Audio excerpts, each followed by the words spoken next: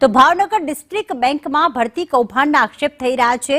વિદ્યાર્થી નેતા યુવરાજસિંહ જાડેજાએ ગંભીર આક્ષેપ કર્યા છે કે કેટલાક મળતિયાઓએ ભરતીમાં લાગવગ લગાડી હતી। બેંક ડિરેક્ટરના કેટલાકને નોકરી અપાઈ છે, એ જ સગા સંબંધીઓને નિમણૂક પત્રો આપવામાં આવ્યા છે।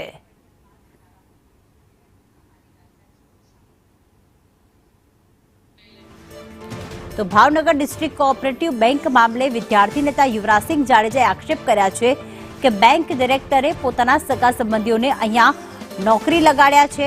ગંભીર આક્ષેપ એ કરવામાં આવ્યા છે કે કોઈ પણ પ્રકારની યોગ્યતા કે લાયકાત વગર અહીંયા ભરતી કરવામાં આવી, કારણ કે તેમના જ મળતિયાઓને નોકરી આપવામાં આવી છે। આ ભરતીની અંદર ઓળખાણવાદ, પરિવારવાદ અને સત્તાધીશોના નજીકના ગરબો ધરાવનાર લોકોને જ નોકરી મળશે। તે સમયે અમે એવું કહ્યું હતું કે વર્તમાન ભાવનગર ડિસ્ટ્રિક્ટ કોઓપરેટિવ બેંકના 2 ડાયરેક્ટરના દીકરા, 2 જનરલ મેનેજરના ભત્રીજા, 1 ડાયરેક્ટરનો ભત્રીજો, 1 ધારાસભ્યના ભાણિયા અને 1 વર્તમાન જે જનરલ મેનેજર બનાવવા માટે જેને મદદ કરી હતી એમના દીકરાને લેવામાં આવશે। આજે એ તમામ લોકોને નિમણૂક પત્ર એનાયત કરી દેવા